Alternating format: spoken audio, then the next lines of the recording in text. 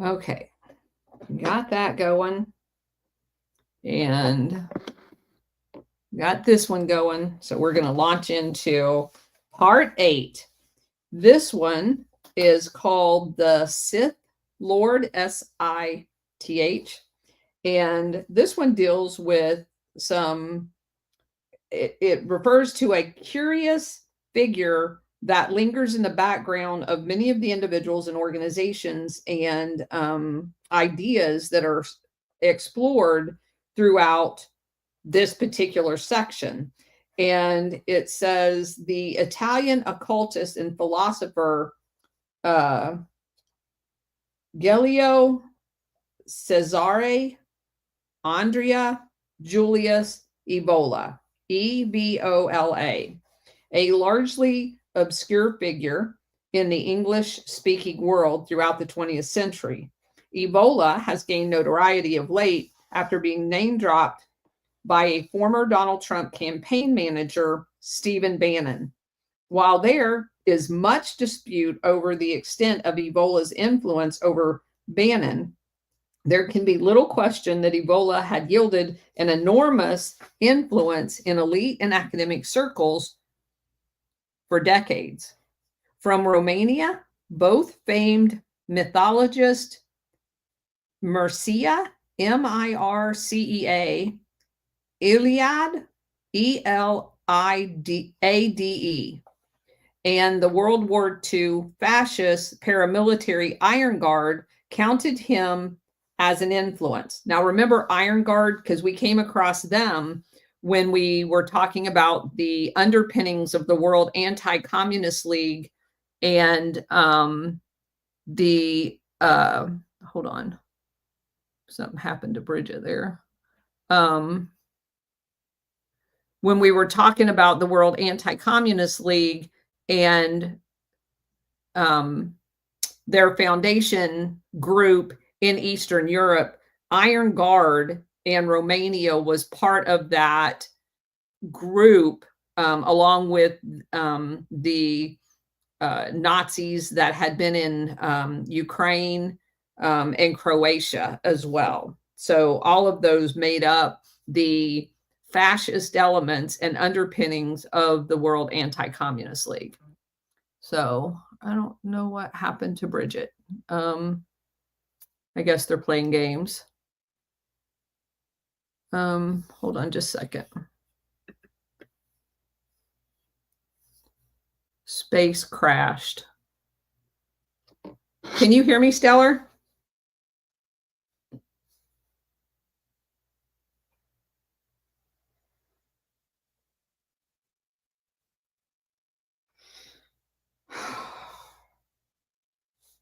Colonel Tanner,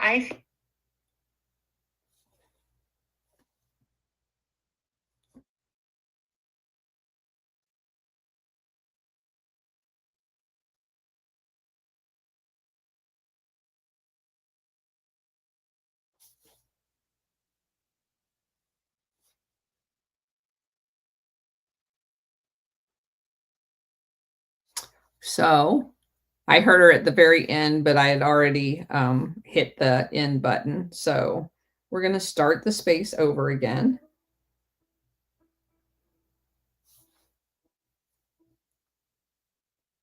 I think it had just crashed for Bridget.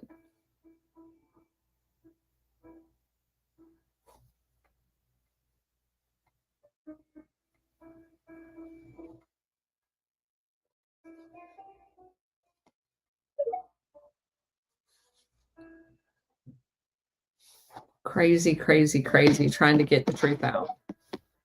Definitely not for the faint of heart, that's for sure.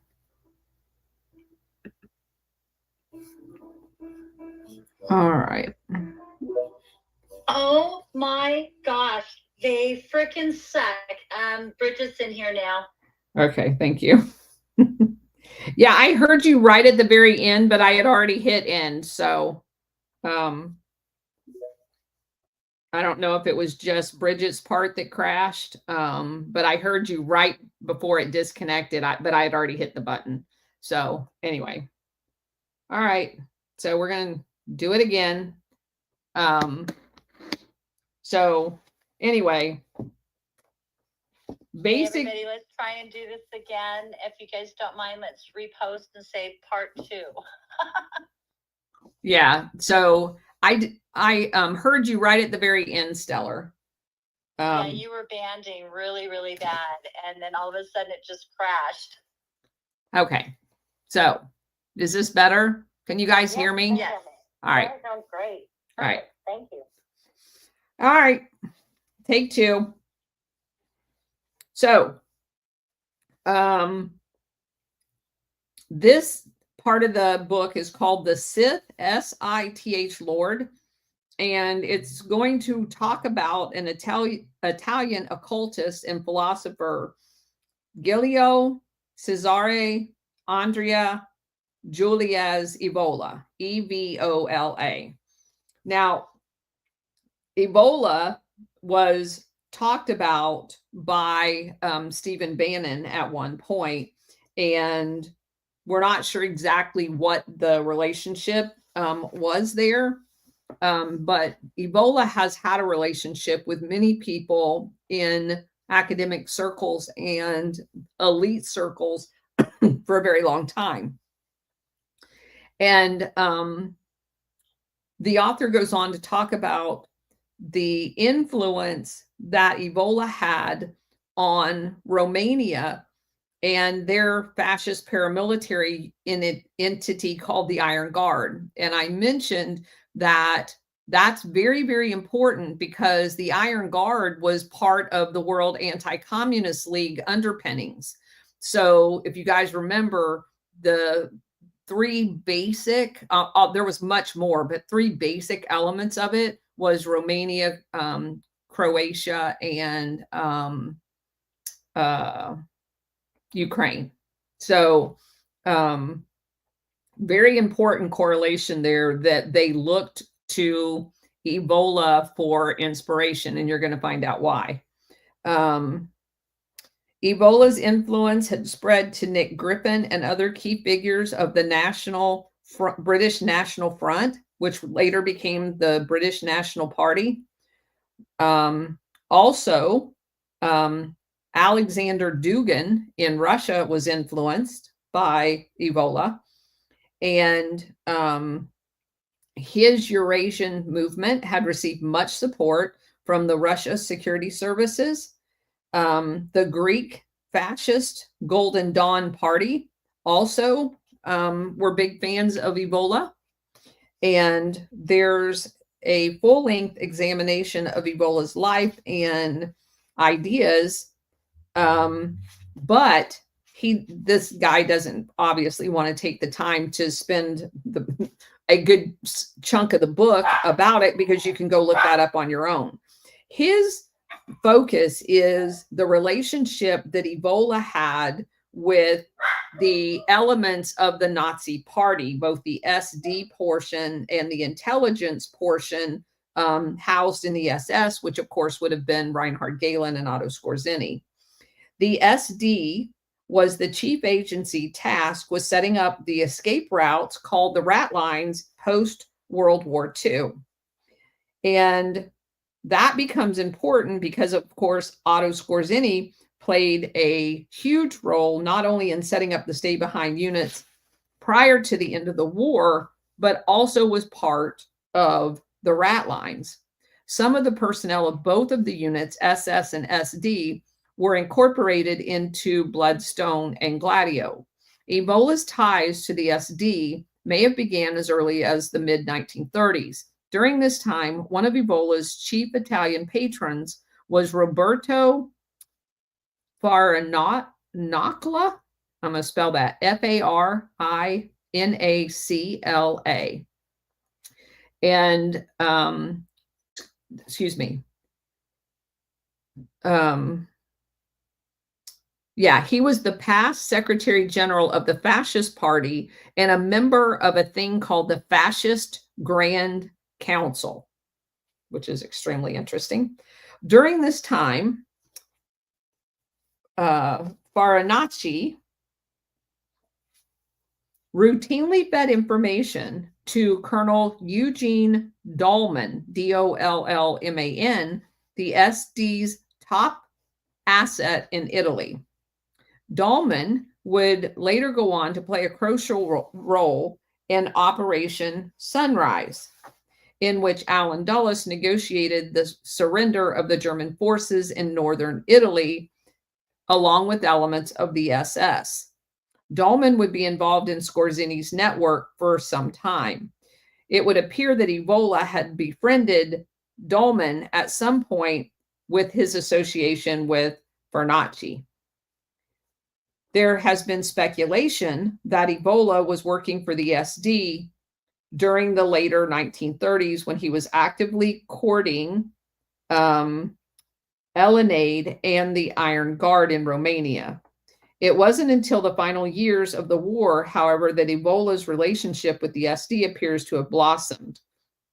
After Mussolini fell from power in 1943, Evola fled to Germany with the assistance of the SD.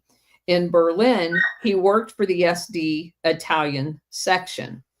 After a brief return to Italy in September 43, he again returned to the service of the SD in 44 in Vienna.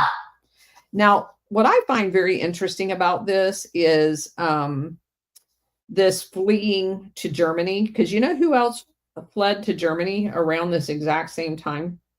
Is the Mafi that had been the quote unquote Muslim cleric in Jerusalem.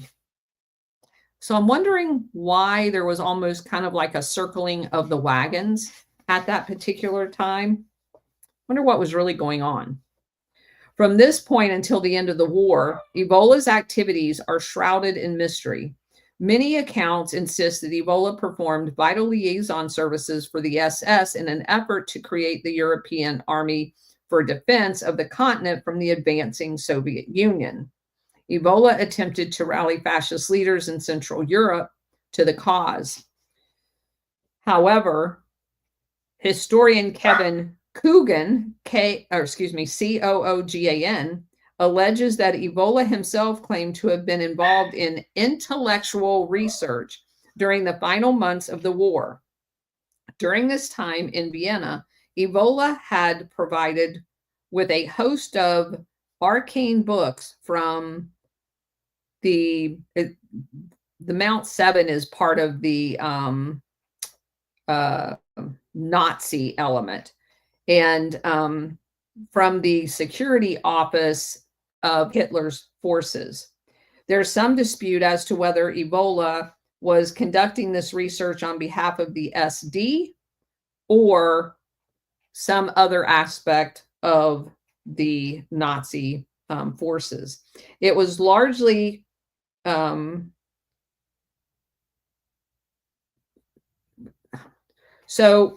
he's trying to make a distinction about this Mount 7 and the SD versus the SS. I think he spends a lot of time doing this for not a big bang for the buck, because at the end of the day, they all end up being part of the entire fascist element, of which we know the only segregation that occurred throughout the Nazi front was who was going to Nuremberg and who wasn't. That was the first cut. The second cut was, of those going to Nuremberg, who was going to hang or be hanged, and who was going to at least go through a show trial only to be allowed to walk free, like Otto Skorzeny. That's about the only difference in all of this. So this Mount 7 portion of the Nazi apparatus was a creation of an SD asset by the name of Franz Alfred Six, like the number 6, S-I-X. We've come across him a couple of times as well. Six is remembered for his contributions to the Holocaust because he's the guy that commanded the mobile killing units, like the mobile ovens, during the invasion into Russia. On behalf of the SD, he had established a thing called the Wannsee, WANNSEE Institute, which was a think tank that produced the SS's most sophisticated intelligence on the Soviet Union. It also was the setting for an announcement of the final solution in 1942. It is also interesting to note that in the post-war years, Six would go on to work for Reinhard Gehlen in the BND. He spent time in this organization, both in the immediate aftermath of the war and again in the 1950s, after he had been released from prison for war crimes. During the first go-round with Gehlen's organization, Six was a key liaison between Gehlen and various Eastern European groups who had supported the Nazi regime. These included the Ukrainians that had been trained by Otto Skorzeny and later used in Bloodstone. Ebola was provided assistance from this element of the SD in the form of longtime asset Warner, and I don't know how you say his last name, it's Goettsch, Goetsch, who had played the role in the assassination of Rudolf Formis, Formis, a radio operator involved in Otto Strasser's Black Front. Later, he played a key role in organizing an intelligence service for the Germans in the Balkans. This occurred during the 1930s when Ebola was courting the Iron Guard in Romania, potentially on behalf of the German SD. In 1943, Goetz asked to be transferred to the subordinate element of the SD, Mount 7, where he engaged in his own studies. When it comes to the Third Reich and occultism, scholarly accounts have tended to focus on, I don't know how to pronounce this one either, Ahnenerbe, Ahnenerbe, and for good reason. This bizarre SS-backed think tank, nominally geared towards ancestral research, would delve into a host of arcane occultic topics during its 10-year run. What is important as far as the SS research into the occult is concerned is that by the early 1940s, the Ahnenerbe does not appear to have been the only game in town. There were other research projects, such as a research library for the RHSA as an ideological research and evaluation center. It appears that it had been chiefly concerned with occultism. It had its origins in another area of the Nazi regime known as Zentral Abteilung II. Originally, that had been part of the SD as well, and it was primarily concerned with the research on Catholicism, Jewry, and Freemasonry. After frequently butting heads with the Gestapo, they reconstructed a bizarre research library that seems to have specialized in rare works of the occult. One of them housed a Freemasonry museum that was even urged by Himmler himself to begin researching witchcraft. What seems clear here is the final months of the war, researchers like Ebola and Goetz were deeply involved in researching concerning Freemasonry, secret societies, and mystical orders. This was at a time when the research of the Reich were stretched beyond limits and the Red Army was knocking at the door, which seems a little weird. On the surface, it seems especially baffling, but in his classic called Dreamer of the Day, the great Kevin Coogan, Coogan, provides a compelling explanation. Coogan argues, in effect, that Evola and possibly others were engaged in hammering out the ideal framework for a kind of invisible college to lord over the SS and all covert operations. Coogan describes the scheme as an attempt to create, not even making this up, a pan-European network modeled after the knightly orders of the Knights Templar and the Knights of Malta. He envisioned a black order in order to operate in the secrecies of secrecies, kind of like the sovereign within a sovereign concept. As outlandish and incredible as it seems, Evola was reportedly used by the SS to help establish a pan-European army in the last months of the war. Warner Goltz, who reportedly helped Evola with his research while deeply involved in his own study of Freemasonry, was a longtime Nazi man who had helped organize the Nazi underground in the Balkans. And Franz Albert Six would work with this same underground on behalf of the Galen organization in the aftermath of the war. It was noted above, some members of this network were probably recruited into Operation Bloodstone, and which was basically another Gladio style stay behind unit. We just kind of call them all the same thing. Based on evidence, this researcher, talking about the guy, the author of this book, is inclined to believe that Evola was recruited into the Nazi stay behind efforts during the final months of the war. Specifically, he was tasked with formalizing a warrior mythos that could guide the underground after the Reich was gone.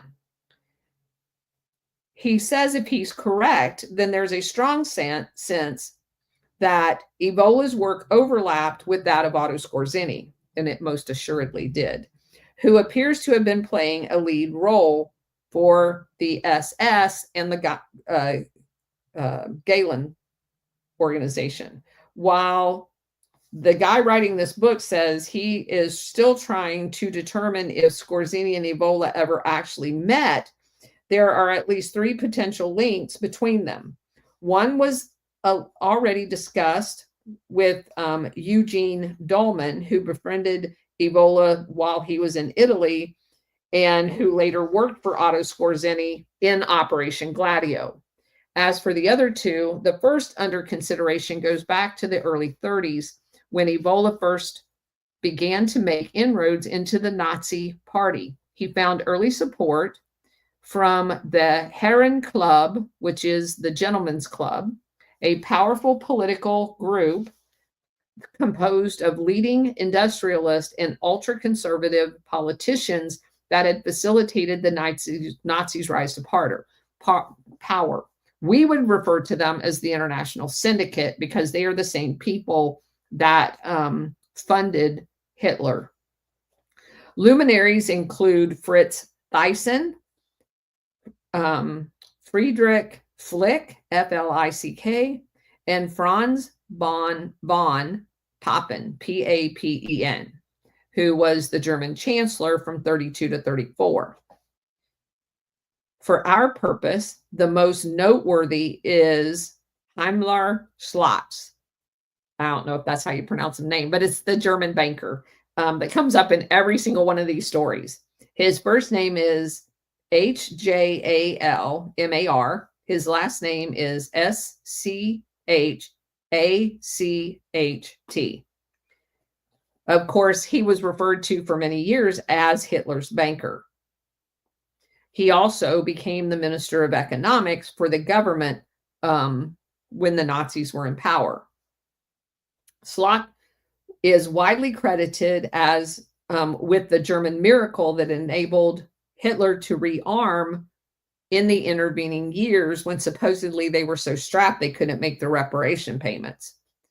In the aftermath of the war, the OSS founder, Wild Bill Donovan, and future CIA director Alan Dulles both would intervene to save him from Nuremberg. By the early 1950s, he would have become a key business partner of Scorzini's after Scorzini set up his operation in Madrid, Spain. He also went to work for Sofendus Network as part of that partnership. It was widely reported that Scorzini also married his niece, Countess Elise Luze, in the years following the war. But that's actually disputed. What they actually believe is that she wasn't like a blood niece. It was more like in the South here, where we refer to people as aunt and uncles that are not necessarily aunt and uncles, but they're like as close as your parents, sisters and brothers, to your family overall. And so she did refer to him as her uncle, but there's not been anyone that I've read, and I've read about this relationship multiple times in multiple books, that actually emphatically say, yes, there's a blood relative and it occurred with this person's sister and brother type thing. No one's ever been able to do that. So as far as the potential ties between Ebola and Scorzini goes, this is by far the most tenuous. While Ebola received early support from the Gentlemen's Club, the author of this book was unable to confirm if Slot himself had a personal interest in Ebola or his philosophy. It seems most likely that if there were links between Ebola and Scorzini, it would have come from Dolman. During World War II, Prince Borghese, the Black Prince from Italy, had commanded Italy's fearsome Decima Flotilla MAS.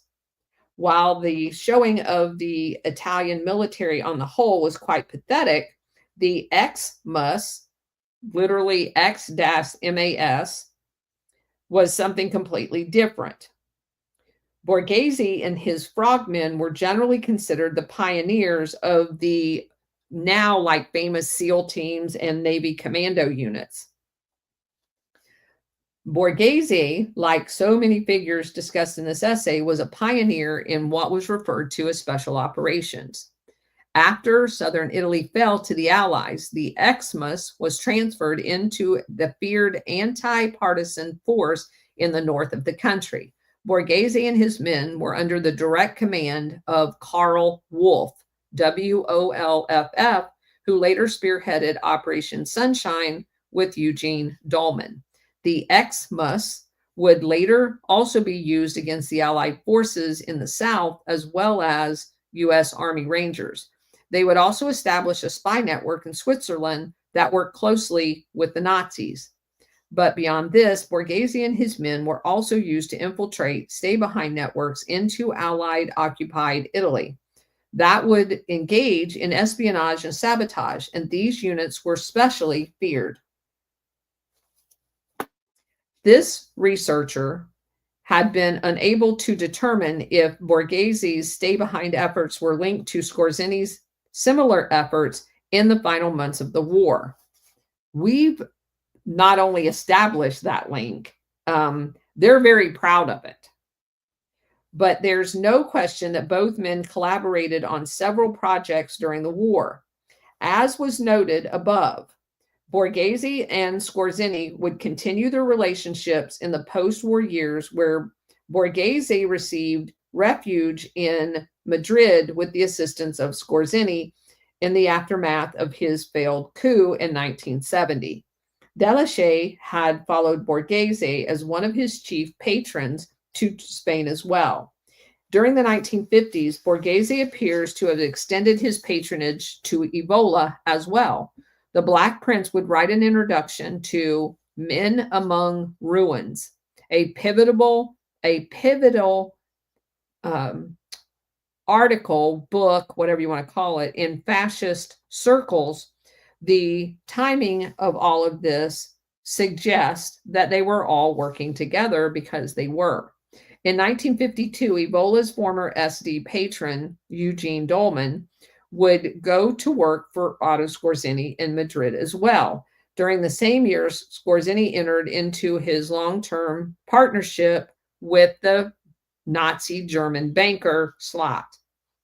And then in 1953, Ebola would publish one of his major works with a glowing introduction from Borghese. It would appear that even if Ebola was not involved with Skorzeny's stay-behind efforts, which he was enlisted early in order to be involved in the overall operation. Further support for this notion is provided by Ebola's post-war activities. For all sakes and purposes, he became the godfather of the paramilitary right in Italy during the Cold War. His first forays into such circles was his support for an organization referred to as FAR, Fasci di Azione, and then basically the Italian word for revolutionary. So it's basically fascist revolution. It was charged with plotting to overthrow the Italian state in 1951. Ebola was imprisoned along with the members of his group, FAR, on the basis of him being the spiritual father of the organization. Ebola only served 6 months in prison, and upon his release, he largely picked up where he left off, grudgingly adopting a mildly pro-US stance going forward. His acolytes would come to include virtually every major Italian fascist terrorist during the Cold War. That included Paola Signorelli, Franco Frida, Clemente Gazziani, Mario Tutti, Claudio Muti, Adriani Rumolati, and the Vigero brothers, and a bunch of others. Basically, all the ones that we covered during our Italian expose. The one that's most important is Delashay and Pino Rauti, Rauti. Rautis is the one that created the new order, the Ordine Nuovo. He, in particular, Rauti, Rauti, was very heavily influenced by Ebola. Given the extensive influence over the Italian paramilitary, basically Operation Gladio forces, there's much, let's see, there's a lot of conversation to be had about Ebola and his influence on the strategy of tension as it played out in Italy. Both Delashay and Rauti, as Ebola acolytes, were present in the Parco dei Principi conference that we talked about yesterday, with Rauti making a significant contribution to the agenda that was presented. In the immediate aftermath, groups founded by Delashay and Rauti would be at the forefront of the terror campaigns that began being waged under the strategy of tension. It would be a mistake to attribute the entire strategy of tension to Ebola, because of course we know where it came from.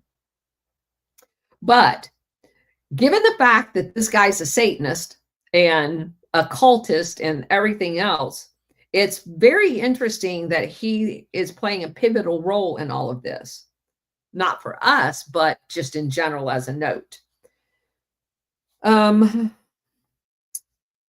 There's little question that Ebola's mystification of heroic violence provided justification for the terror waged as part of the strategy of tension. His concept of spiritual warfare was widely embraced by the neo-fascist terrorists that participated not only in Operation Gladio, but in the strategy of tension overall. As such, Ebola was not the overriding architect of the strategy of tension, but it was, at least in some people's areas, seen through an Ebola prism. Okay. So now the guy kind of is going to bridge bring the thing full circle. So he says that it's possible that Ebola had an influence on the Dignity colony down in Chile, or that his followers had assisted in importing the strategy of tension to Chile's Pinochet troops, which of course they did because it's one and the same thing. We know, for an instance, that two Ebola supporters, Prince Borghese and Delichet, made a pilgrimage to the year of the Monday. And we know that the connection comes in the form of a guy by the name of Miguel Serrano, Serrano, a Chilean diplomat and occultist who became a major proponent of esoteric Hitlerism during the 1970s. Serrano would look up to Ebola as a major influence. Despite the rather eccentric direction Serrano's life took later on, he was a highly respectable figure in the 1970s.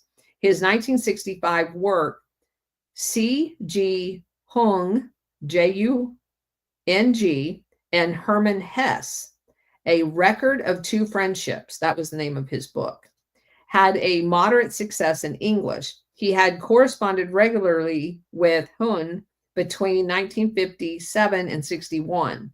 He displayed some influence over the famed Swiss psychologist going forward.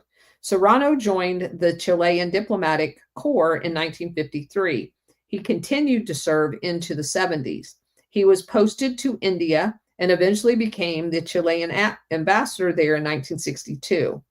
He would go on to serve as ambassador in Yugoslavia, 62 to 64, and Austria, 64 to 70.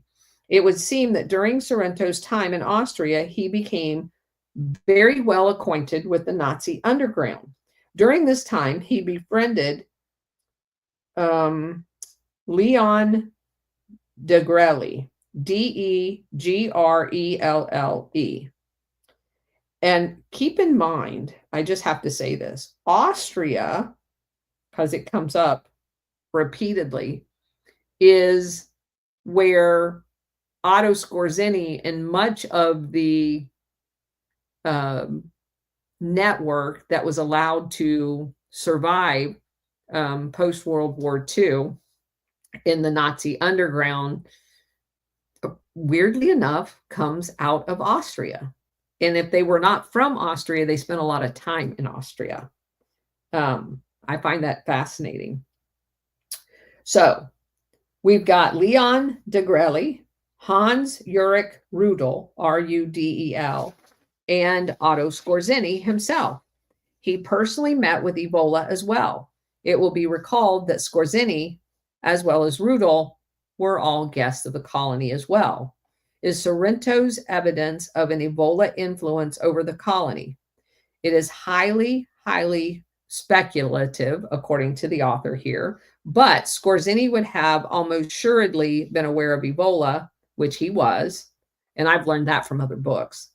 The given connection that both Skorzeny and the colony had to the BND, which of course is the German CIA, the potential exists that Ebola's ideology and methods were transmitted to the colony via this Nazi underground and possibly Sorrento himself. Certainly, Chile had Sorrento's efforts, appears to have been one of the largest collections of Ebola disciples outside of Europe and Russia. An Ebola connection would help explain the sophisticated brainwashing techniques that had been employed at the colony. Ebola had described as being a powerful MK Ultra-like thought control techniques that he had perfected and used to manipulate his quote-unquote followers. There is some speculation that Ebola's techniques were later picked up by fascists and used as quote-unquote black magic or esotericism to control large teenage followers. This would be in keeping with what Paul Schrafer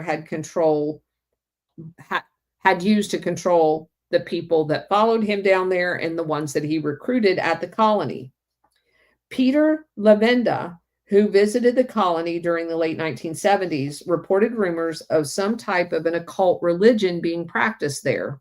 It now bears repeating that all of this, according to the author, is speculative, but about half of what he just summarized has actually been proven in other books. As noted, both Chile and the colony Dignity also had links to fanatical Catholicism cult known as Opus Dei, and the Opus Dei followers are also renowned for their control over their followers. It would then be a logical assumption that there was influence by Ebola over the colony, and that there was some type of what you and I would just commonly refer to as an MK Ultra type experiment going on there as well. And what's interesting about that is if you go back and you look at the timing of all of these research experiments into mind control, it's quite possible they were using these pockets of people all over the world to formulate some tried and true methods so that when you get to the 1960s, where they set up the Peace Corps, and then fast forward another 10 years and you set up the 20 years, you set up the National Endowment for Democracy and many of these other youth focused efforts to create the Antifas, the Nine Angles, and all of these foot soldiers, all focusing on the youth, that these mind control operations, and I'm not talking really about the LSD part of it, I'm talking about more of a very subtle brainwashing with trigger words and stuff like that to control behavior. Like, if you have them, and I'm just the way you go through basic training, if you want people to adhere as a group, you cut all their hair off, you make them all wear the same thing. And so you start basically psychologically training them to think of themselves as a group and no longer as an individual. Now, obviously, in the case of the military, you could say that's a good thing because they have to survive as a unit in warfare. But if you're doing that, using those exact same principles in a civilian population, when the civilian population doesn't even know that you're doing that to them, it's very, very problematic. Very problematic. And that's basically what they're describing here.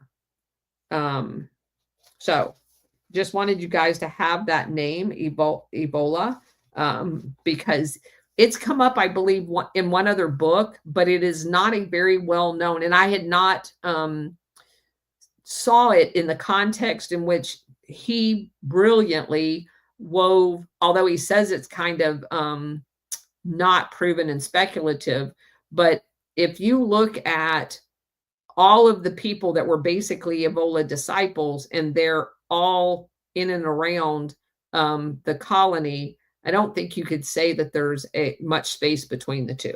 And he did a good job of presenting that. Okay, let's see. One little additional section.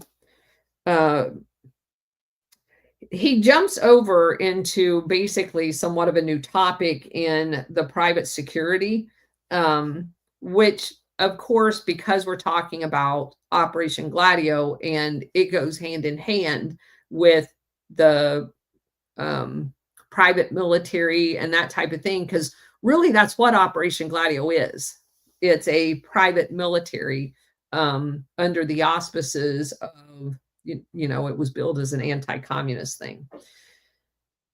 But they're all in service to the intel apparatus.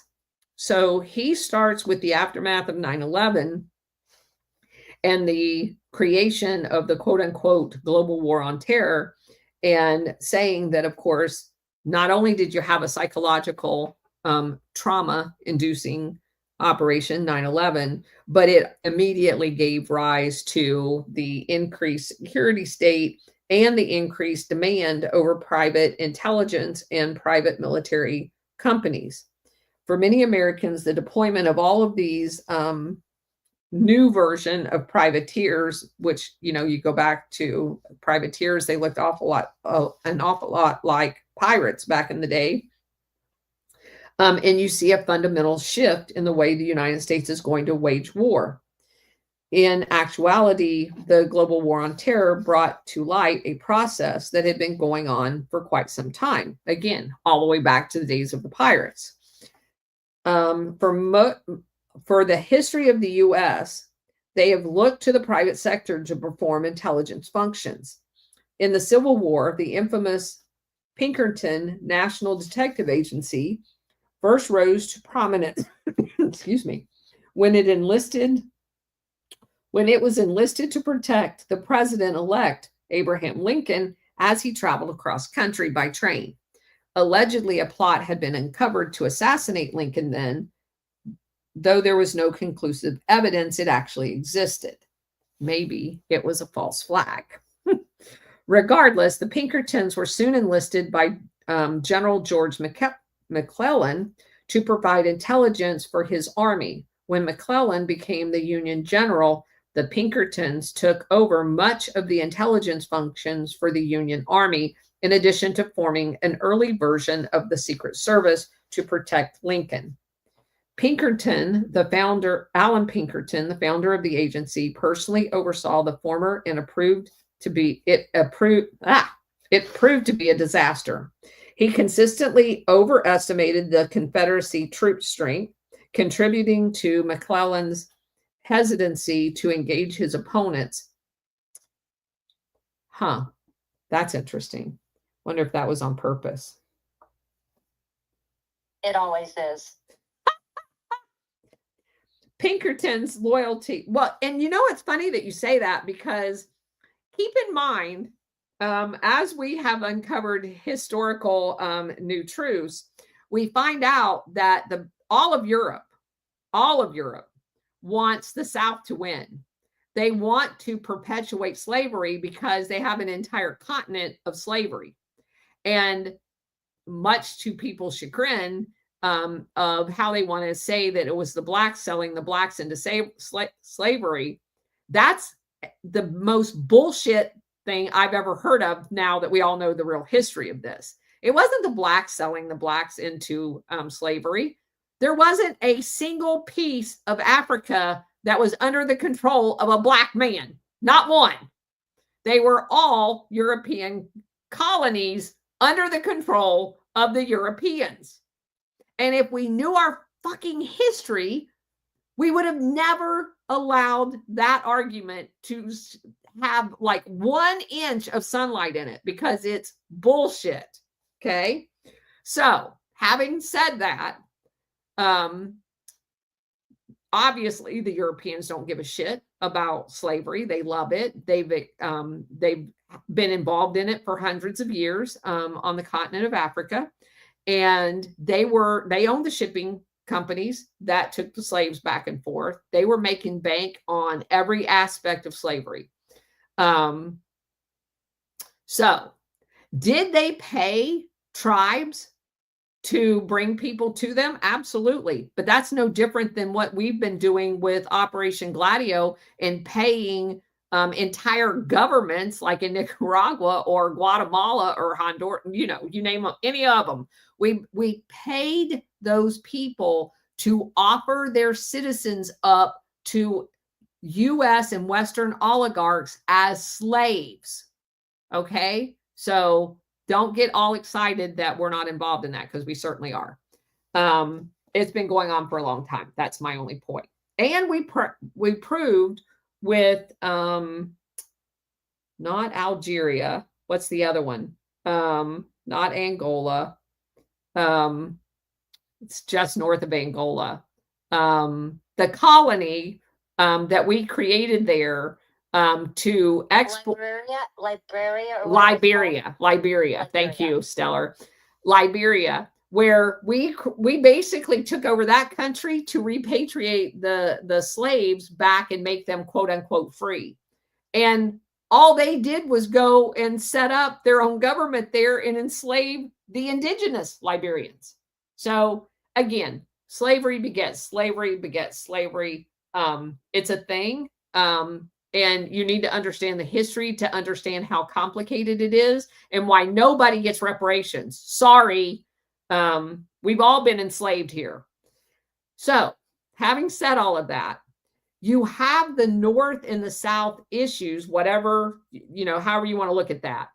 The slave trade in the South, the slavery industrials in the South, the Europeans want to continue that because they're buying all of that shit. They're buying the cotton dirt cheap because it's all created by slaves, and they are putting it on a ship that they own, taking it to the country of India, which they own, and they've got slaves there that's making the cotton into material and then moving it into the European theater, primarily the UK. And so they definitely want to perpetuate this thing. So I find it interesting that you could fake an attempted assassination on Lincoln at one point, and then you've got your guys in charge of Lincoln, so you're going to keep him alive as long as you want him alive. And then you have supposedly them being used by the North and telling McClellan literally wrong intelligence, not unlike the CIA does right now, in order to make him hesitant to not attack, giving the South the advantage. So that's not actually all that far-fetched when you go back and actually know history. It's actually quite amazing. So Alan Pinkerton resigned his post in protest towards the end of 1862 after McClellan was relieved of command following the Battle of Antietam. Afterwards, the Union Intelligence Service would be taken over by military officer Lafayette Baker. Probably somebody knew that he was cheating. In 1865, the intelligence service became the modern Secret Service, firmly under the control of the U.S. government. Pinkertons would continue to work for the Union during the Civil War, probably as spies. However, being dispatched to New Orleans during the military occupation of Louisiana. Maybe that's why Louisiana is so corrupt. On the whole, the Civil War was a great boon for the Pinkertons. I bet it was. Just like the international syndicate today, everybody gets rich off of war, except for the poor damn bastards that have to fight it. Alan Pinkerton himself had been struggling prior to the conflict, but somehow got rich off of war. Imagine that. He had also been given contacts among business communities that would be invaluable after the war. So he really made out like a bandit. As his efforts heading a wartime intelligence network was so disastrous that nearly a century later, an in-house agency history felt the need to apologize for the founder's shortcomings as a spy. Well, I don't think he was necessarily there to be a spy maybe a spy for the wrong people. Indeed, the combination of war profiteering and general incompetence displayed by Alan Pinkerton would set a precedence that we're still observing today, because that basically defines the CIA. All right, so we're going to stop right there. I don't think there's a better place to stop. But anyway, we're going to stop right there. And we will open it up for comments. Adam had his hand up earlier. I don't know if he wanted to. Sure. Still had his. Go for it. It was kind of a moot point, honestly, because Colonel did point something out. prevalent in regards to like, they were sending these people in Africa to go capture their own people, but who was doing it and who was instructing it and who was paying them for it. So yeah, 100%. But I was gonna bring up, of course, Mansa Musa, who's like, was a king in Africa, and he owned slaves, and he was a slaver himself. He was a black dude, but I thought it was kind of a moot point because it was prior to the colonization in America. So yeah, slavery's been a thing since the beginning of time. Beginning of man, yeah. So and prostitution, yeah.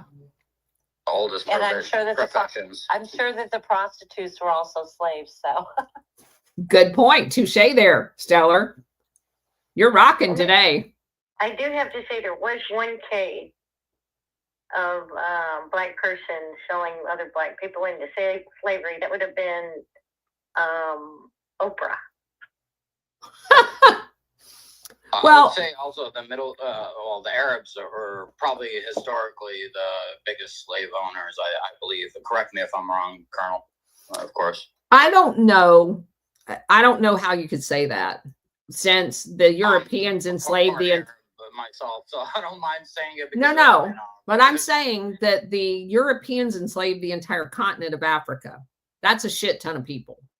yeah, look at Rome. I mean, that's what they did, is they captured these places and they turned them into slaves to keep. And that's why, quote unquote. yeah, that's why this is not a pissing contest to see who had the most. This really is a conversation to have about the institution of slavery and how it's bad no matter who's doing it, and no matter who's enslaved. It's always wrong. And I think that's kind of what needs to be said. And every culture, every ethnic group, whatever, has participated in this because it began at the beginning of time. So that's why you cannot do this reparations thing. You can't do any of that garbage. That all goes out the window. There needs to be a collective agreement that it's wrong, and we just don't do it. Miles, go ahead. Hi, Colonel. If you want to get a European perspective and more knowledge about this topic, and you know what I'm probably going to say, Patrick Gunnels is going back over Prussiagate series again. So if you just want to like do some housework and walk around and listen to the series, really kind of set you up for kind of what they were doing in the U.S. I don't know if you agree with that, but I found that very knowledgeable as far as the perspective of the bankers and what was going on back then. Well, since I've done enough reading on my own, I'm going to thank you, but I probably won't do that. But I just will share with you guys, since we're all family, I love Patrick Gunnels. I see him at GART meetings and stuff, but I cannot listen to him read. He reads Brian Cates articles a lot. And I know some people that drama, the voice inflection that he does, I know some people really enjoy that. I don't. It's like fingers on a chalkboard to me, or fingernails on a chalkboard for me. So I cannot listen to him. I can have a conversation with him for 10 hours. I can't listen to him do those readings. Okay. Well, Colonel, when you watch the show, he does post it, so you can turn the sound down and read it if you want. I'm good. But thank you. If anybody else wants to enjoy that, I highly recommend it. Who is that? Miss Lou, go ahead. Hey, Colonel, Stellar, and great space. Listen, to your point, voice is everything. but back to the multicultural slavery across time and the globe. When I think of all the major structures, from the Chinese wall to the Egyptian pyramids to, and the Sphinx, in fact, I recently saw a movie on that, to, the Taj Mahal, let's go down the Russian, the great structures in Russia, and you could go on and on. These were all built by slaves. So, Yeah. you know, that it wasn't like, okay, the kings and the, we're going to go out there and cut up this big stone and we're going to put them in. No, it was all done by slavery, and they didn't get paychecks at the end of the day. So, it just, it's amazing when you said, because you go across all these cultures. I've been to India. You look at this stuff and you go, oh my God, who really built this stuff? And now today it's technology that's being built by slaves.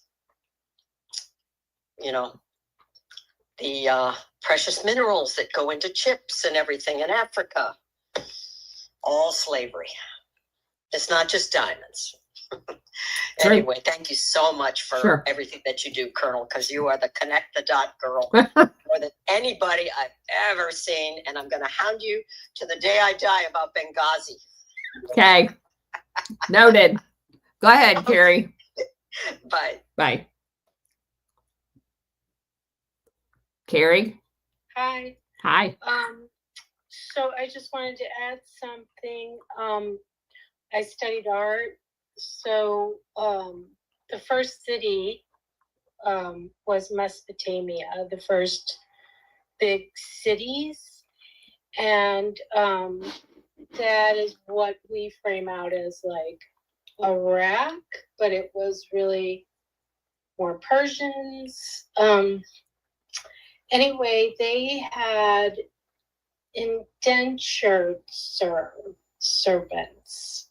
So it wasn't slavery. They could buy their way out. So that's really different. And that's our first cities. And a lot of things come from our first cities, like laws and science. And that history has been blocked, and primarily by Germans that fell in love with Greece and just started the world with Greece. And, the Alexandria Library was burned, blah, blah. I don't want to go on and on. But there are different ways that humans have lived. That's true. We've lived very differently. Adam, go ahead. Yeah, I wanted to bring up the tariffs in regards to this matter. It's something I've, as a person that comes from the Libertarian Party after being disenfranchised by both parties, I've had this thing like, libertarians are against tariffs, but I've come around personally to understand when we're not being treated fairly on the world stage that we should use leverage as the biggest consumers in the world. And that's what Trump's doing. That's why I agree with tariffs. But I would go further and say any country that is utilizing slavery for their products, we would put I'm all for free market capitalism and free trade, but I would say that we wouldn't accept their products. That would put, if you want to do business in the free world, then you cannot be utilizing slave labor if you want to do business with us. And that's what I would further go with the tariffs in regards to that, just to ban outright. But I understand that we have to, build some labs and things like that and start producing medicines here and so on and so forth to be able to do that, to have that leverage. But I think that's the direction that we should go if we want to obliterate slavery from the world. Is, hey, if you want to do business in the free world, well, then you have to have a free society, and otherwise we're not doing business with you. But it doesn't align with our morals, and I'll yield with that. So, Adam, you realize that it's the U.S. and Western companies in those countries that have the mining concessions that are creating the slave labor. And if a country actually tries to create a union to demand these concessions pay higher wages, they overthrow the government, right?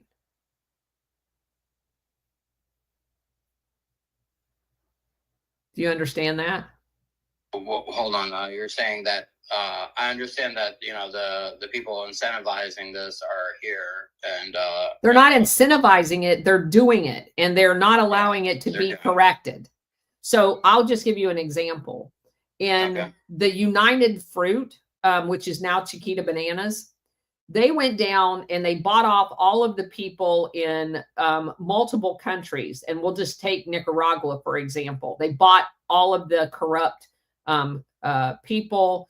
They bought senators, and any local person who tried to organize labor and get paid more than 87 cents a day or whatever it was. In Chile in the 70s, they were making like $200 a month digging in a copper mine. And who had the copper mine concession? A U.S. company that now goes by the name of Freeport, that's headquartered in Arizona. And when they tried to organize to demand more money, the National Endowment for Democracy and the CIA went down there and overthrew the government. In the case of Nicaragua, they did elect a guy that was willing to stand up to United Fruit and reappropriate all of their farmland back to the indigenous people. Well, he got called a communist for doing that, and the CIA and all of the companies, to include United Fruit, but also the railroads, went down there and funded the Contras, as did the Reagan administration, and told us they were freedom fighters when they were actually fighting the very people that wanted to unionize and have better wages. And when United Fruit wouldn't do that, the president kicked them out of the country and said, here's your money for your farmland.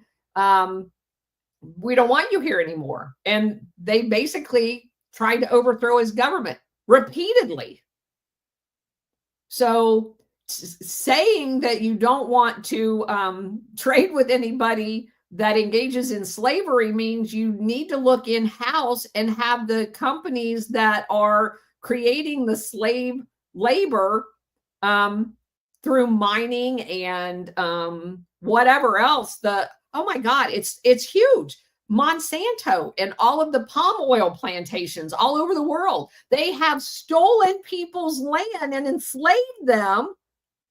So all you have to do is look internal to the United States to stop the slavery in large part, but it's also all of Europe as well. So, yeah. Can I ask you a question in regards to Ukraine and what Trump proposed? Like, I don't want any of their minerals, like resources. I personally, that's my stance. But I think he was playing a trump card on them just to get that, force their hand to the peace table. With that, he just put such an outlandish thing because, like, 50% of your mineral resources and all that stuff would be owned by America. And I think that's the whole BlackRock plan, allow this stuff to, get demolished, go in there, rebuild it. They've got the contracts, they're making the money, so on and so forth. But I think he's playing it in a way that, like, it's something they wouldn't accept, so that he could put something on the table that's reasonable for them and Russia to accept and, get some peace going on there. That is a typical technique that he uses in negotiations.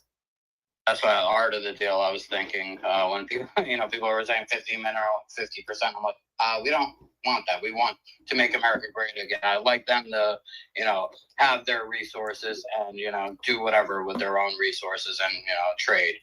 But, yeah, 100%. Yeah, I thought myself that he's using just the Trump card and the art of the deal there.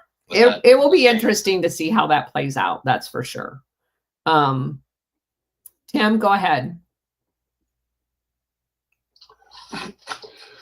Hey, Colonel. Hey, Adam. God bless you, but that was a perfect example of Gladio, the gaslighting. Your position, your original position, was sound and reasonable, but the depth of the psyop that we're subjected to, I'm beginning to think is incomprehensible. Colonel Towner turned it around. I mean, a perfect explanation, but you're a sharp guy. I've listened to you talk. This is just classic. It's like whatever And again, I'm going through the same thing. I'm having trouble distinguishing reality from Gladio, and it's applying to everything. But that's all I had to say. I just that popped in my head. But thanks, bye. Thank you, Tim. Yeah, some days is. I was going to add, I think our reality is Gladio, is what we're starting to find out. Well, it goes back to my comment about our life has been a hologram. You could reach out and nothing you touch in your life is real. Not the shit on your television, not the shit on your radio, not the shit in school, not the crap at work. Nothing's real. None of that's real.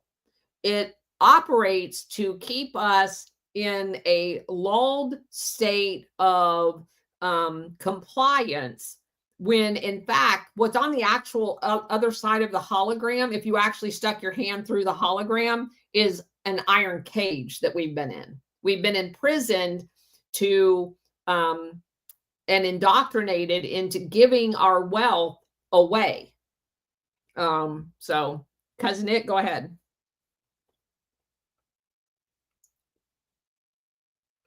Hey, a wonderful good afternoon. Same to you. So I don't know who is just speaking about Ukraine, because I'm trying to do like a bunch of things here. But one of the things that folks aren't paying attention to, Ukraine doesn't own shit. Period. End of story.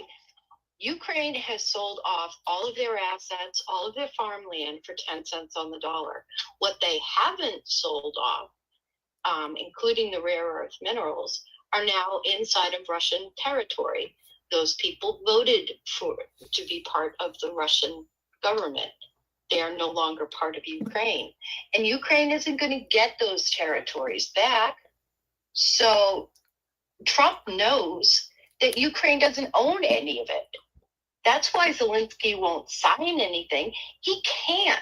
He's already sold off the properties. For example, there are a couple of lithium mines that a company out of Australia owns. And off the top of my head, I don't even know which one. I couldn't tell you who they are off the top of my head. But Australia owns 2 lithium mines in Ukraine. They've already sold them to them. So are you saying, have they given them, they sold the concession to them to mine them? Yeah. Okay. So, I'm not sure the exact verbiage. Okay. But they can't give away something they don't own. So there's no 50% of anything there anymore. Ukraine's already given away all of their crap. And what they have, and again, one of the companies in Australia, and again, I can't remember the name, bought 2, or at least 2, bought 2, whatever the proper verbiage is, right? One of those is actually in Russian territory. That was one of the places out of the Donbass that they took right away. So Australia doesn't even have a leg to stand on anymore, because Russia's not going to honor their contracts. So whatever contracts were in the western part of Ukraine are null and void anyway, because Russia's not going to honor them. It's not their contract. That's so now correct. You've got what's left in Ukraine, which isn't anything, because there's already been, all over the news, at least the Russian news, right, with the list that goes on for pages and pages and pages of everything that Ukraine has sold off for like 10 cents off on the dollar. It's been like one big auction over there. Even the ports in Odessa, they don't run their port city anymore. And that's the only port city that they have left. And they don't even run it anymore. None of their warehouses, none of their manufacturing, none of their farmland, et cetera, et cetera, et cetera. Trump has to know this. And if he didn't before he was saying, well, we're going to take 50%, he certainly knows it now, because Lavrov was sitting right across the table and saying, by the way, not only do you not own any of this stuff, but your businesses in Russia have lost $300 billion.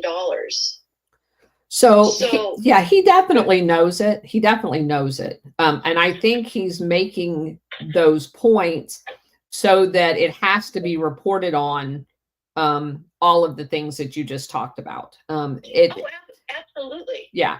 But I also want to make sure everybody understands the historical relevance of this, because in the late 1980s, going into 1991, when we were told that the Soviet Union collapsed, this is exactly what Browder and Safra was doing inside of Russia. They were privatizing, quote unquote, privatizing everything in order to be able to make all of them rich and steal all of Russia's resources. It was Putin that put a stop to all of that shit. So you are exactly. You are seeing what happened back then. So the same people that were very much aware of what was going on and stopped it in Russia from these same kleptomaniacs is going to put a stop to it and make them hold the bag in Ukraine. Oh, that's going to be something. That's going to be really something. Particularly all those mines. Yeah. Doesn't it? What do you think of, like, remember those oligarchs, the mayor's wife that paid off like Biden's son or whatever? I think all of those things, the oligarchs that had their stuff seized and things. Remember all of those? Yeah, it's funny. It's the Russian news. I mean, they're staying relatively current, and I haven't looked into the mayor of Moscow and the whole swapping of diamonds and the whole thing. I mean, I know it existed and I know why it existed, but I honestly think that they were selling shit that they didn't own.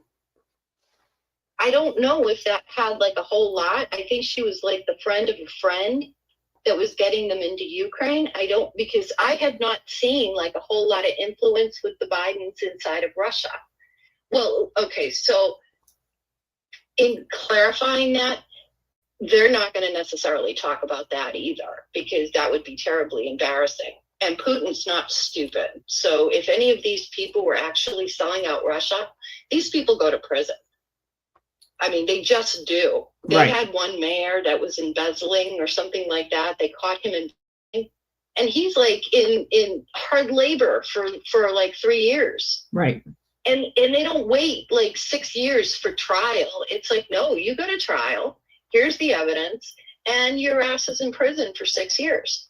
So I haven't seen anything, but I haven't necessarily been looking for that either, Stellar. Okay, Guru, go ahead.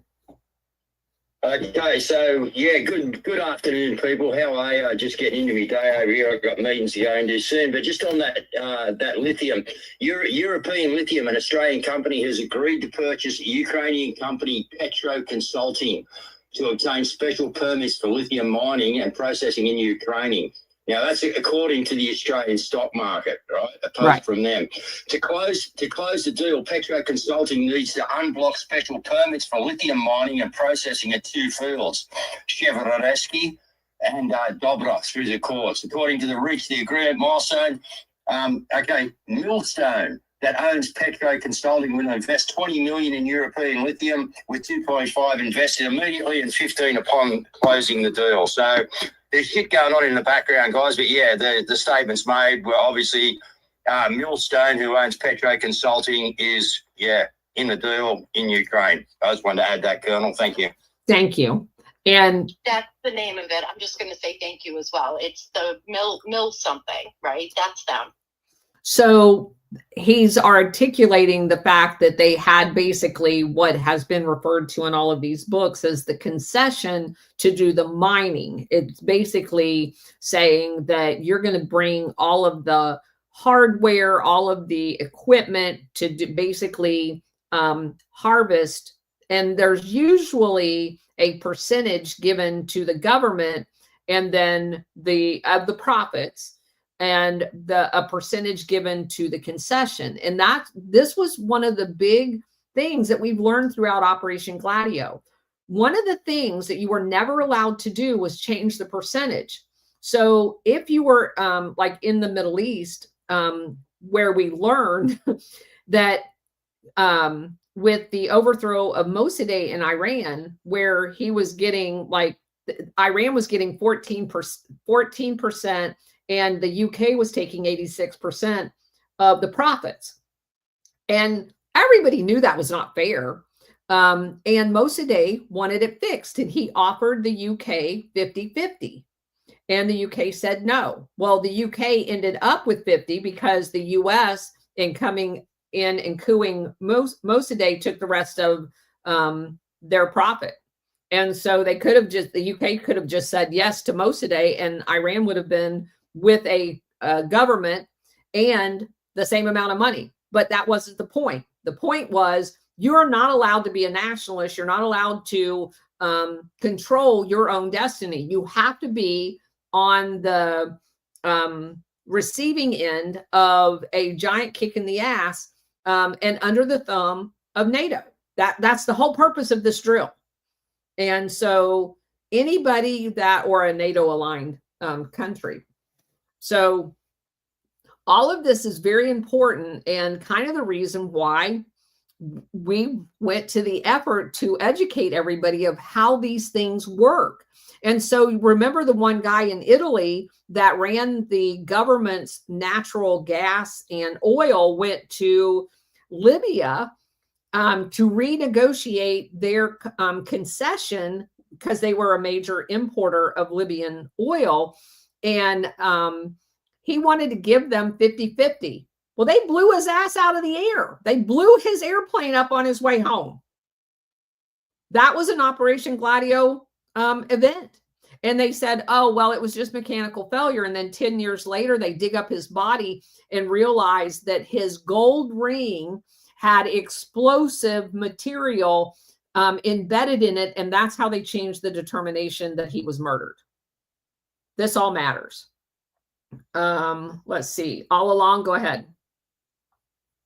Yeah, Colonel. Just on some of your recent mentioning of the union activities manipulated by CIA in foreign countries such as Chile.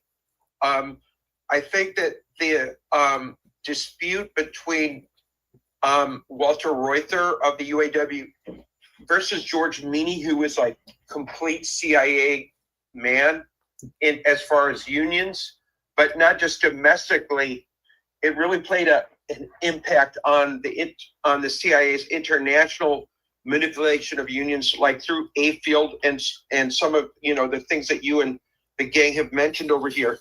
And so I think that when we look at the assassination of UAW President Walter Reuther, and remember that he was united with RFK and MLK in the 1968 RFK campaign, it really reminds us of just how profound, a campaign that was, especially if you look under the hood, which is really what the CIA is concerned about. I mean, they care about megaphones, but they're weren't concerned about if it's going to activate populations, whether it be in a foreign country or inside this one. And so I think that this is why, the Democrats right now, that in 2025 are, they're basically the Lincoln Project and the CIA. And the question of why, more people are not like do something about that to reclaim the public airwaves that are just given to these corporate interests like Barney Frank, Signature Bank, and all of the other corporate interests that the Democrats and CIA have become. Why we are not weaponizing this and just taking this, it's not billionaires' airwaves. We're calling them the public airwaves. Why do we just pardon my French, why do we just give them to Nike and Chase? It's not right morally. I think I'm rubbing off on you all along. God bless you. Miss Lou, go ahead. Regarding Ukraine and Victoria Nuland and her CIA insert called Zelensky, I think that Trump is also aware, because Americans are hyper aware, that we are close to 300 billion in arrears on an unaudited expense chain through that country. Now, if you remember, we know about the precious minerals, and yes, Donbass is controlled by Russia. Russia's going to control that. That's why they went after Donbass first. Okay, Putin talked to Tucker about, the whole historical aspect of Russia and Ukraine, and it is. It's the bloodlands. It's been territory that's been fought over for centuries, really. But the thing is it's more than just the metals. I think, remember when Victoria Nuland was asked about the biolabs that are in Ukraine? Remember when she was asked and she said, no, there are no bioweapon labs in Ukraine. And then she had to back it down. There So are there's research labs. There's research labs in Ukraine. Research labs, right? well, Russia was well aware of that from the beginning too. And somewhere I read, I cannot verify this, nor can I confirm a source. So it's just coming out of my mouth. You may know of it. Russia was concerned that they were creating bioweapons specifically targeting the DNA of Russians. They were doing that in the Georgia lab, and that's very well documented. Yeah, okay. So this is, I think, Trump offering Zelensky. By the way, Zelensky said, yeah, sure, you can come in, knowing he didn't own anything to do with the precious metals now. Zelensky, the crook. Oh, he told Trump, yeah, sure, come on in. We'll do a deal with precious metals. There's going to be any deal done with Zelensky. He's going to be gone. I wonder how much longer he's even going to be on the planet, truthfully. But I'll tell you, Russia, Putin, and Trump are the ones who are going to sit down and work this out to a way where, like you said, the negotiations of the metals, all of it. And that's what we can look forward to, because there's nobody better than that than our guy. And Putin is no stupid in the room. He knows damn well that Trump is a good negotiator, and he will negotiate with him, because I think he's tired of a million Russians being dead over this nonsense. And by the way, Lindsey Graham needs to go. Whoever's in Kentucky needs to get him gone. Well, that's South Carolina, not Kentucky. That's Mitch McConnell. You're thinking of Mitch McConnell. Yeah, I got McConnell. I've got brain dead McConnell. There's so many of them. There's so many of them. Yeah. I know, but Mitch, Lindsey tried to get in another 5-year plan to fund Ukraine. It's just, we know where his money's coming from. I just wish it would come out in the, out in the papers, not our, not the legacy, but in our world, exactly how much he's been taking. That's coming. Right. Thank you. Thank Sure. you for the mic. Sure. Miles, go ahead. Colonel, for 20 years, I was in one of the top commodities, and that was coffee. Now, when you were talking about Chiquita, in your readings and research, now, I didn't have Gladio glasses on when I was in that industry, but I did learn a lot about it. And in those 20-year span, I did see some movement for just the average worker, and especially in Colombia. I know that Starbucks bought up everything in Brazil, and they set the market price. But did you see anything as far as nefarious actors around the world with coffee? Oh, there's so much. There's so much. So did you know where the original coffee tree is from? Yes, I do. Of Where? course I do. Where? It's the dancing goats. Where is the original coffee tree from? I'm pretty sure it's from Turkey No, it's from Yemen. or Yemen, in that area. Yeah. Yemen had the coffee Do tree. you know about the dancing goats? Let me finish. Okay. Yemen had the original coffee trees, and when the UK basically took over Aden as a port for their steam-powered ships, they went out into the surrounding area, discovered coffee, and basically snuck trees out of there and then distributed them all around the world in their colonies in order to take the business away from Yemen, to make Yemen weaker in order for them to be able to control it. And another thing about the coffee industry as a whole, the way they controlled the coffee industry is the coffee industry was a liberator for Latin America, because a family can farm coffee in a very profitable, equitable way. And Chiquita Banana, United Fruit, American Fruit, and many others, the whole way they broke countries down there was scarfing up all of the family-owned coffee plantation farms by corrupt government officials. That is the land they took. They took the coffee land and destroyed it. And then they put coffee plantations, not farms, plantations in other locations after they had broke the backs of the private farmers by buying up all of their land and corrupt land deals and putting bananas in where very affluent middle class had existed in many of these other Latin American countries. And in addition to that, they were bringing in coffee from unapproved sources into Miami and New Orleans, and they were repackaging that coffee in the United States and selling it at significantly increased prices, which, because I guess the black market for it, obviously like the black market for everything else, was pennies on the dollar. And so they were using the exiled Cubans in Miami in a repackaging operation to make that look like it came from other places so they could get high-end dollar for specialty coffee.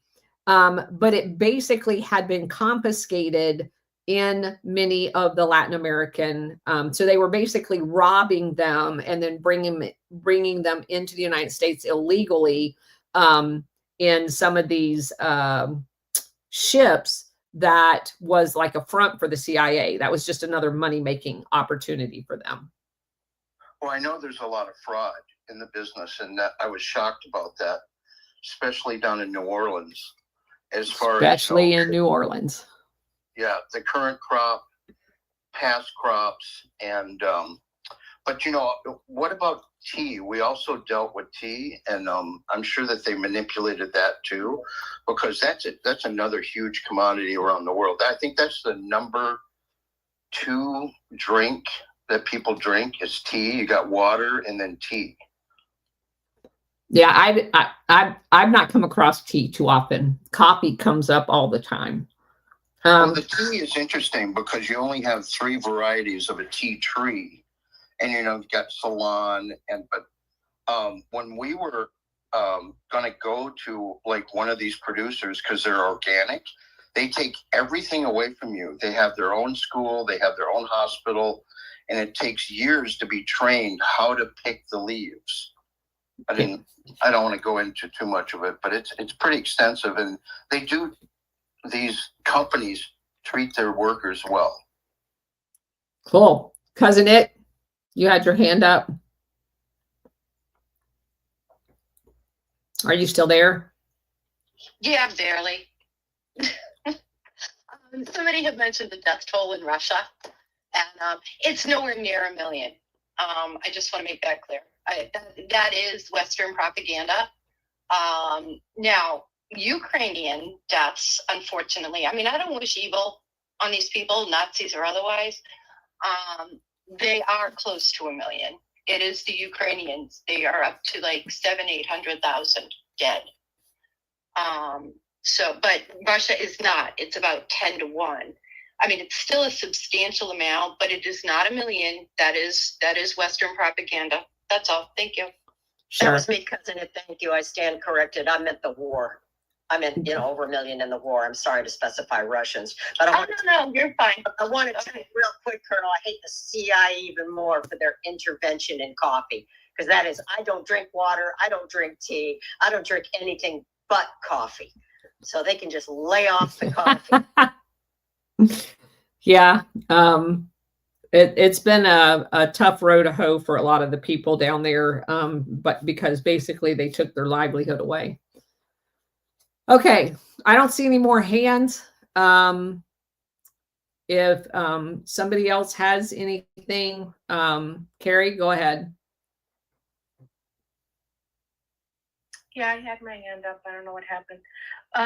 I just wanted to say I saw a presser, I think with Waltz, and he was saying that they talked to Alinsky about their aluminum plant that is damaged. And they offered him to buy aluminum solely from Ukraine, which I'm not sure people understand the magnitude of that. But it's a pretty big deal. And he was like, meh. And the other thing I wanted to say was, what you're doing, Colonel, is massively important because, as far as I'm concerned, the war tactic is to disappear the history, the real history. And you're not allowing that to happen. And I just want to thank you. You're welcome. And I am not going to allow that to happen. You're absolutely right. So anyway, Oh, wait. I got my raw milk. Thank you very much. I was able to find it. well, congratulations. Thank you. I'm excited. I blame you, by the way. Thank you. I'll take credit for that. At least you didn't throw it away because it was bumpy like Alpha. Oh my God. I was listening to that and I'm like, what did you do? No, actually, you know what's really funny? Because this dairy has the non-homogenized pasteurized and they have the raw milk. And I've been getting the non-homogenized, and that's the chunky. There's no doubt it's definitely chunky, and I love it. And when they finally started carrying the raw milk at the place that carries the other stuff, I was so excited. I got it, and there's no chunks. So even like, depending on when I buy mine, the cream will have been separated, which if you just pour it out without shaking it, it's going to be clumpy because it's on the top. But like I told Alpha, what I do is I pour about a cup of it out, chunks and all. I shake it really hard. I pour a second cup, drink that cup, put the other stuff back in there. So now I've got some room in the gallon in order for it all to be able to be shaken up. And that's always worked for me. But what's funny to me is when I was growing up, my neighbor, they had dairy cows and I grew up over at their house, basically. She was my best friend. We rode horses every day. But they literally had a working farm. They had chickens, pigs, cows, horses, everything, rabbits. And the mom always strained their milk because she made butter. And so I always thought real milk tasted like crap because all we were getting was basically butter skimmed milk, not real milk with the cream still in it. And it wasn't until I moved away and actually my first duty station up in Illinois, there was a farm stand not very far from the first apartment I had. And I tasted that. And I remember calling my girlfriend going, Belinda, you have no idea what your mom had been doing to us. She's been robbing us. That's funny. Yeah. That's funny. So that was the first time I'd ever tasted real raw milk with all of the cream still left in it. Yeah, I mean, this has all the cream in it. Yeah. But it just isn't clumpy. So I don't And know if you buy it tastes right, fresh. yeah. So my ex-husband grew up on a dairy farm. When the truck came twice a day because they had like, I don't know, 1,000 cows. It was like 400-acre farm. It was huge farm. They had the big holding tank that agitated it. So you literally, and it refrigerated it, obviously. You could go out there, which I did all the time when I was there, and take your glass and turn the spigot on and take the milk right out of there because it kept it constantly agitated.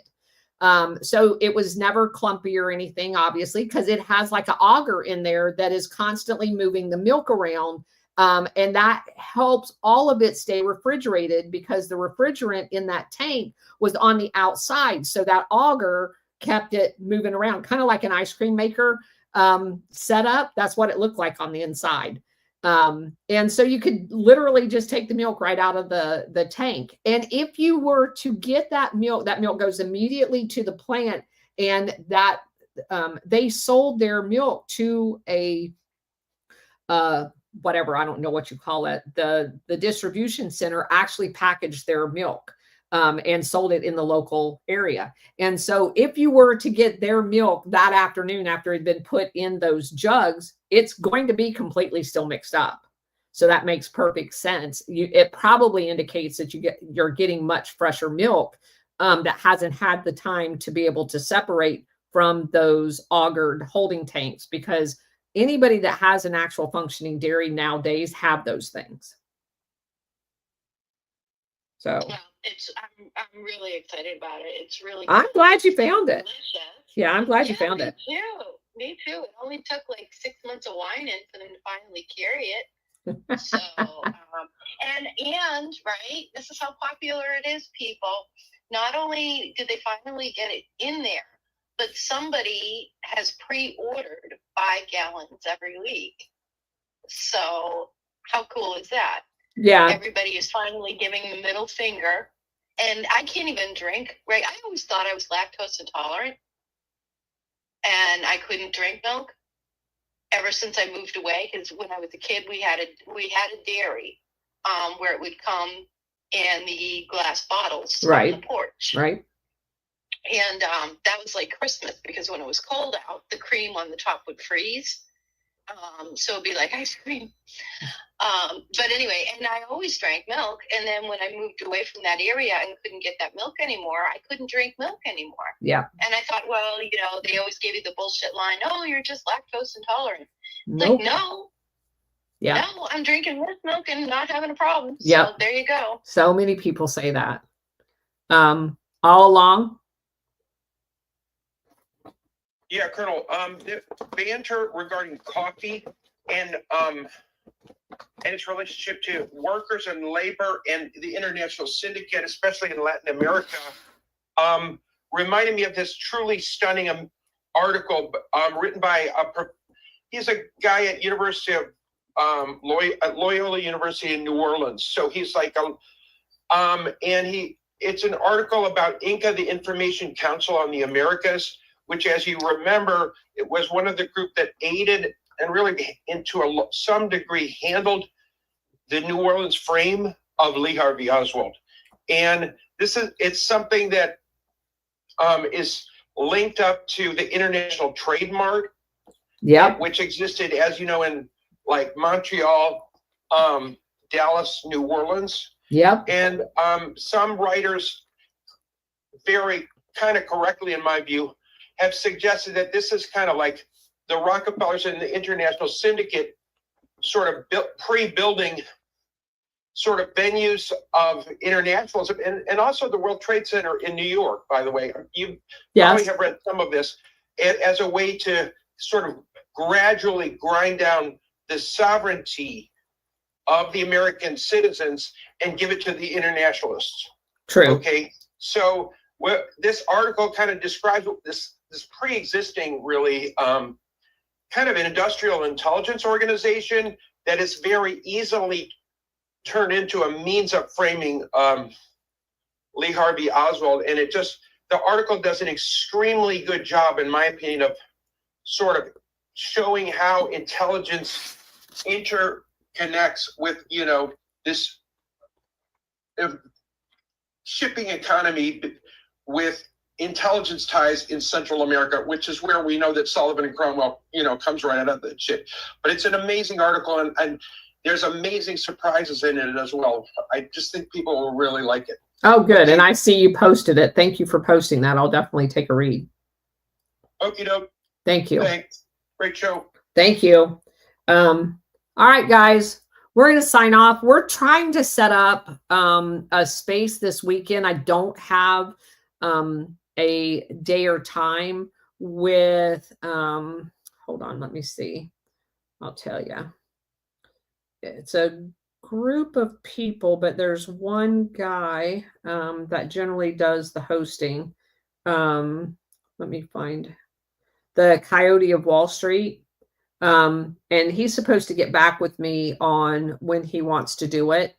I've been in a few of his spaces, just talking in general terms about this kind of stuff. So anyway, if that gets worked out and it's this weekend, I will let you guys all know. Other than that, I'm going to be working on a couple of projects and posting a few threads that I've been working on behind the scenes. So you guys have a nice weekend. You'll see me off and on throughout the weekend. Bridget doesn't give me a day off. So anyway, all right. I also be a slave driver. and and I spoke with golfing, and he said he may have one open on Sundays. So I'll keep you guys posted, and you guys keep us posted if you guys do. Awesome. Will do. All right. Thanks, everybody. And otherwise, we will see you on Monday at 4:00. Have a nice weekend, everybody.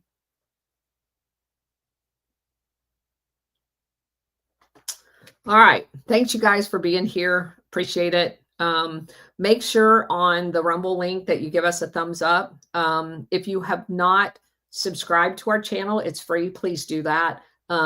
Following is great. Subscriptions is better because it moves us up in the algorithms of people being able to find our stuff.